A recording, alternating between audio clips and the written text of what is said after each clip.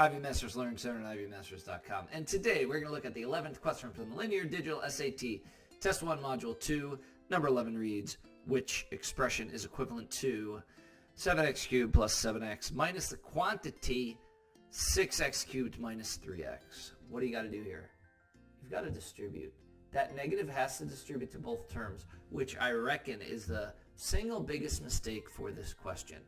So what we get there is 7x cubed plus 7x, and then we get minus 6x cubed plus 3x because we are distributing. Then all you got to do is combine like terms. 7x cubed minus 6x cubed is going to give you a positive 1x cubed. 7x plus 3x is going to give you a 10x. So we have our answer, A. Now, there is another approach here, which I do not recommend for this question in particular, but it is an approach that you should know because it could help you with other questions.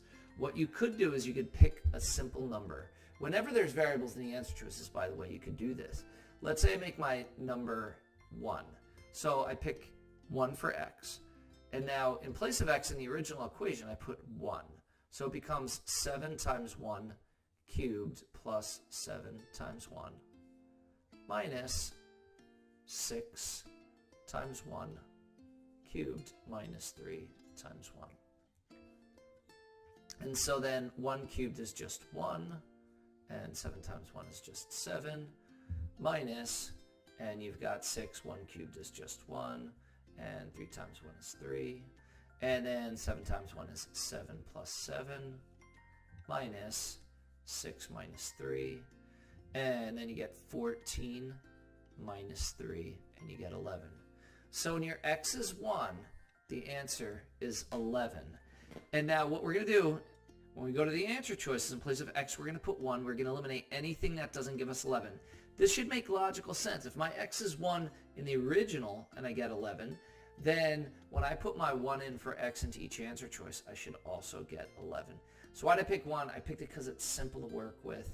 And also, you might go over the answer choices and say, hey, would 1 give me a different value in each answer? And we would here. So here we get 1 cubed plus 10 times 1. And that gives you 1 plus 10, which is in fact 11. Here I get negative 13 times 1 cubed plus 10 times 1. And if you wind up working all that out, you're going to wind up with negative 3. So that didn't work. And then negative 13 times 1 cubed plus 4 times 1. And if you work that out, you get negative 9. And here you get 1 cubed plus 4 times 1. If you work that out, you wind up with a 5.